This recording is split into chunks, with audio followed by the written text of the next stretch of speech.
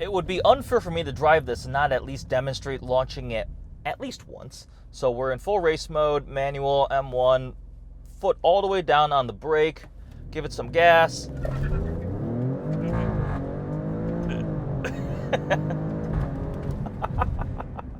Since it was released, the Alfa Romeo Stelvio Quadrifoglio has always been one of the fastest and best driving vehicles in its segment, this performance crossover SUV with over 500 horsepower. But there were a couple little things holding it back from being the absolute best choice. Some of the things had to do with the interior, some of the technology, but there was no denying how fast it was, how good it looked, how good it sounded, and how it was to drive. And I'm happy to say this 2020 has really fixed many of the things that Alfa Romeo needed to address. Before we get too much into it, let's talk about some of the basics. The Stelvio Quadrifoglio is the high-performance Alfa Romeo iteration, has a 2.9-liter twin-turbocharged V6, making 505 horsepower, 8-speed automatic transmission, and all-wheel drive. And that all-wheel drive is really important because this is the same powertrain you'd find in a Giulia Quadrifoglio, the sedan, but that's rear-wheel drive only, and it does struggle with traction, especially off the line. With all-wheel drive and that 8-speed automatic, even though it doesn't have a true launch control, the Stelvio Quadrifoglio has been tested to 60 well under 4 seconds. I believe the fastest I've read is 3.4 to 60, which is like proper sports car, almost supercar levels of performance in a crossover. Now, again, it doesn't have a true launch control, so you pretty much put it into race mode, put it into manual, floor the brakes, floor the gas, and let go. And I've done it many, many times, and it's hysterically fun. It is shockingly fast. But what's even more, this thing is fun to drive. It handles great. Honestly feels more like a slightly taller sedan or wagon than like a conventional bigger crossover SUV type of vehicle. It's seriously fun to drive. But let's talk more about that once I'm in the car actually driving it on video. 2020, like I mentioned, 2020 model year brought some updates to it. We'll talk about that on the inside. Since we're outside, let's talk about the styling. Again, it looks great. I think it's one of the best looking ones in the segment. Even a regular Stelvio, non-quadrifoglio, looks really good. But as a quadrifoglio, you have some aggressive touches. Obviously, the 4-leaf clover, got these functional hood vents, upgraded front fascia, just a little more aggressive. The really cool kind of signature circular wheels. For all wheels are circular. You like there's little circles inside the wheel, if that makes any sense. You don't have square wheels. Anyways, I digress. Yellow brake calipers peeking behind $8,000 carbon ceramic brakes that are very, very, very strong. And then around back, quad exhaust tips. It's not over the top with badges too. I mentioned this in the previous video I did with a Stelvio Quadrifoglio. If you get like a BMW X3M or even like a non-full M, go find an M235i, not the full-out M2, you could probably count at least 20 M badges all over the car. With the Alfa Romeo, it's really subtle. You've got a couple 4-leaf clover badges, and then that's it. On the back, it just says Q4 and Stelvio. It doesn't say, I am the Quadrifoglio. It's a lot more restrained, elegant, and I really like how this thing is executed. The interior of the latest Alfa Romeos has always been a little bit more on the simple side. It doesn't have a ton of extravagant screens and buttons everywhere. And for the 2020 model year, they affected every single core driver touch point. So things that you're actually in contact with when you're in the vehicle. For example, the shifter lever here is now wrapped in stitched leather instead of the plastic affair that used to be. They've redesigned the center console area too, with moving some of these buttons and knobs and rotary dials around. There's a cup holder opening here. We have a optional wireless phone charging slot that goes right here. Updated infotainment screen, which was very, very needed and important. The previous one was just all right. It worked. But my biggest complaint with it was it had it had Android Auto and Apple CarPlay, but it wasn't a touchscreen. So you had to use a rotary knob to interface with a system that would remind you of a touchscreen. So like trying to touch an icon, you couldn't do that. Thankfully, this newer screen is bigger, has a completely new system that is a much more intuitive system, and it's also touchscreen now, so that works much better. I never had any complaints with the steering wheel and the paddle shifters. The paddle shifters actually, get ready for a little 30-second love message about these paddle shifters. They're amazing. They're made of metal, machined out, column mounted, so they're fixed, and they're just so satisfying to use. Every performance car should have paddle shifters like this. They make anything, like even like a R8 paddle shifter or like anything else, feel like complete junk.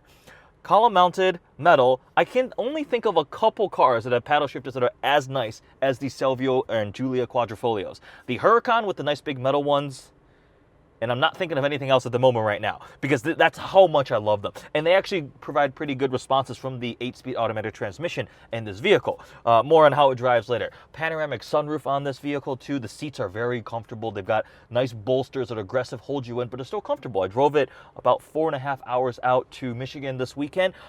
Perfect on a road trip. Now, the dampers, you can adjust that now so you can make it not quite as firm in full race mode or even dynamic. If you leave the dampers in normal, it is quite bouncy. So thankfully, you can press that button and soften it a bit. We got this nice Alfa Romeo badge embroidered on the headrest, green and white stitching across the interior of nice touches of carbon fiber. Headroom is great. I can sit on the front comfortable. I can fit in the back seat. It's all right. It's about reasonable for the size, a decent sized trunk.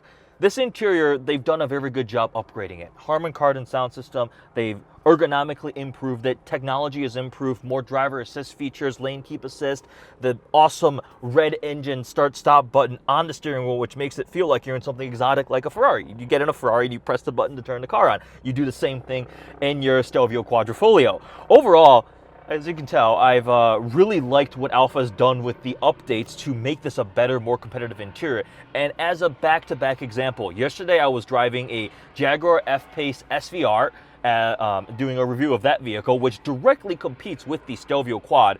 And I think the interior on this updated Stelvio Quadrifoglio is better. I liked this interior more, and I think that speaks volumes because the F-Pace is also a very expensive $90,000 SUV. Now, compared to the Germans, it's different. It's, again, more simple still, and everything works great. It's comfortable. I like the designs, a little more unique. You have these little touches like the Italian flag colors right there. Some things I still don't really love. I still don't like the way the shift actuation works here for the center gear selector, but it's all made up for with these amazing paddle shifters.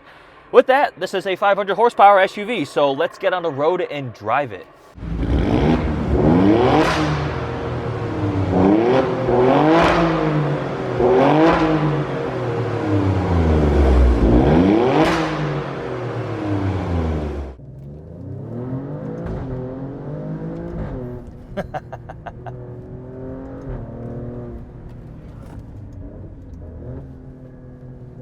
The driving experience is absolutely the highlight with the Stelvio Quadrifoglio, without a single doubt. And having been able to sample a couple of the vehicles in this segment, I can safely say this is still my favorite. And I spent yesterday driving a 550 horsepower supercharged Jag SVR. This was still more fun to drive. The SVR did sound better. That exhaust is crazy good on that 5-liter supercharged V8, but I had more fun driving the Stelvio Quadrifoglio. Now, the other big thing looming over all of this is I haven't been able to drive the brand new X3M or X4M competition, and by what I've read, they're apparently very, very impressive. They are crazy fast too, with over 500 horsepower, but this still is something I love to drive. It always puts a big smile on my face. I can't talk about the paddle shifters enough. I'm going to probably talk about the paddle shifters so much that you're going to get sick of hearing about the amazing metal paddle shifters in the Quadrifoglio, but they're just that cool. I mean, I literally would find myself just like kind of fiddling with them while driving, and they yield very quick shifts with the 8-speed auto. I am in dynamic mode right now with the dampers in the soft mode because I don't want to go see a chiropractor later. Well, this thing makes 505 horsepower. The way it delivers the power, puts it down with 0 to 60 in under 4 seconds, makes it one of the fastest in the segment. Even if some of the other ones make slightly more power and torque, like this is faster than the F-Pace SVR. The best thing is the Stelvio Quadrifoglio really does drive like a sports sedan, which is really impressive. I'm not going to go as far as calling it like a sports car because it still has weight and physics and height and size going against it, so it's not going to feel like an actual sports car. But against a sports sedan, yes, it drives and handles just as well. Better than I think my Audi RS7, which was a sedan with even more power, lower center of gravity. I think this thing it's so much fun to drive. Typically, I'm in dynamic mode now with the dampers in soft mode. If you do throw it into race mode, it turns ESC down to about as off as you'll probably get in a vehicle. And I have had this crossover step out a bit around some corners. It gets pretty intense. Throw the transmission shifter over into manual mode, and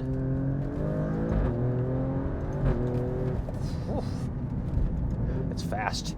It builds speed quickly, but also will shed speed very quickly. These $8,000 carbon ceramic brakes, that's an expensive option. But in the world of carbon ceramic brakes, it's reasonable. $8,000 for a set of carbon ceramics. They stop this thing really hard. I really like them. If I were to ever want to track this car, I absolutely would want to have the carbon ceramic brakes. Now, again, because I've already done a review on a Stelvio Quad, we should talk about some of the 2020 updates. Now, make sure you check out the Living with the Stelvio Quad video I filmed, because I spent a week with this vehicle, took it on a road trip. It's already well over, I think I put 500 miles on it already. And thus far, I've averaged 18.2 mpg, which is actually much better than my last week with a Stelvio Quad, because that last week, I think I'd averaged 12. We'll call it exuberance of Italian horsepower. But I did not do well in terms of fuel economy that last stint. But this one I had a highway drive of just over 270 miles, which meant I averaged just over 22-ish miles per gallon on the freeway, which was good. It was comfortable. I put it into A, which I always forget every time I drive an Alfa Romeo what A stands for. It's the eco mode, the fuel efficiency mode. You'll notice that the freeway, if you let off the gas, the revs drop to 1,000 RPM. I think it decouples something for fuel efficiency's sake. And it has normal and dynamic, so forth. So, I mean, this vehicle can do both of them. Comfort, road trips, hilariously fun to drive. It builds speed very, very quickly. That's 505 horsepower, just keeps going. Like, I was doing alleged speeds that I was surprised at when I looked at the speedometer. I go, oh, whoops, I should probably slow down a little bit. Apple CarPlay pulled up on the screen right now. The new infotainment screen is much better. I only had one little glitch where Apple CarPlay just didn't feel like booting up, so I just unplugged my phone and plugged it back in, then it was fine. And that cascades into a discussion on reliability. Every time I post a picture of an Alfa Romeo, I'm driving an Alfa Romeo, whatever it is, you get those comments, the people going, oh my God, it's an Alfa Romeo, when is it gonna break down? Does it already have a check engine light? I mean, they have a reputations are earned for a reason, and I will not deny that Alfa Romeos have a history of maybe having some less than perfect reliability. In my experience, though, with this modern generation, the vehicles haven't had anything catastrophic among the people that I know that own them and the ones that I've been driving. This one here is a press car from Alfa Romeo, and I rolled over. It's at 10,260 something miles right now. So over 10,000 miles, and since I've had it, it's been fine. And press cars live a hard life. I would say probably a press car mile is equivalent to 2.5 normal miles at minimum. My friend Mo Bean had a Giulia Quadrifoglio when those first came out. Many videos around the channel of that one, the red car. And over his course of ownership, I think he got to almost 30,000 miles on it. Nothing big, nothing major. Random electronic things. One day decided to not recognize the key fob, and then sometimes he said he had Bluetooth issues where he'd turn the car off, go inside, and his phone would still be connected to the car and be like audio wasn't playing through the phone. It was something weird. But other car manufacturers have, like McLaren's. My friend's McLaren is currently in the shop right now because it wouldn't recognize the key. Things happen with lower production European vehicles, and they focused on making this thing hilariously fun to drive, and it would not stop me from saying I'd like to have a Stelvio Quadrifoglio in the garage. We should talk about value because this is a very expensive vehicle. As optioned, it's $96,540. Masano blue exterior paint, the driver assistance package, some carbon on the inside, panoramic sunroof, yellow brake calipers, but the big ticket item is that $8,000 carbon ceramic brakes. Now, this is competitively priced with the competition. All these crossovers are getting quite expensive. We're talking $100,000 crossovers right now, SUVs. Is it worth it? I want to say almost. It's unique, it's fun to drive, it's hilariously fun to drive, actually. And you're talking something that can keep up with SUVs, performance sports cars, whatever, that is 2x the price. This, next to my favorite SUV in the world, a Lamborghini Urus.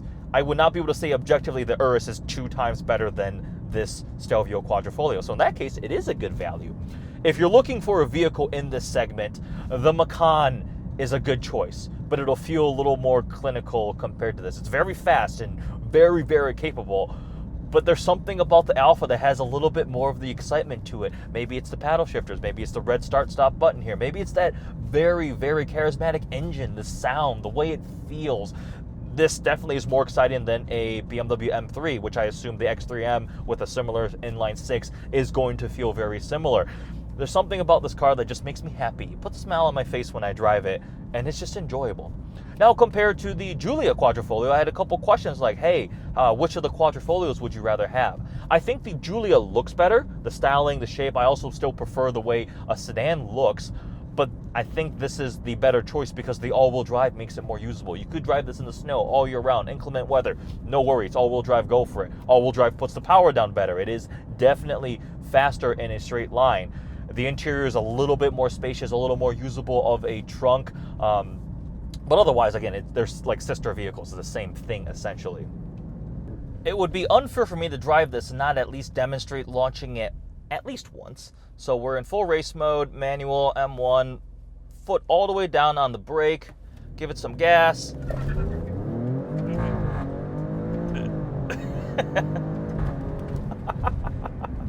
Holy crap. Holy crap.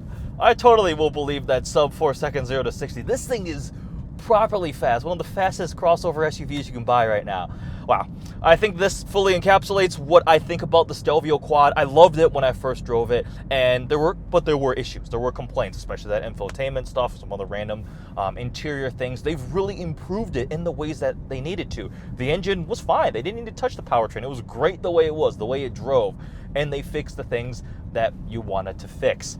And now it's one of my favorites. I would definitely seriously consider one of these if I was looking to purchase a performance crossover, a practical family vehicle or just a practical vehicle that can put a huge smile on my face. You could track it, absolutely. You could track this car. It'd be fun on a back road. I really did enjoy my time with the Stelvio Quadrifoglio. Excellent 2020 updates, and it's not only Quadrifoglio specific. I spent time with a updated Giulia TI Sport, TI Lusso, whatever it was, the 2-liter Giulia, and they made the same interior updates too, and that was also a very nice little luxury sedan. So there it is. Make sure you guys check out the vlog video of what it's like to live with the Stelvio Quad. Hope you guys enjoyed this video. Make sure you guys like, comment, and subscribe. Thanks for watching.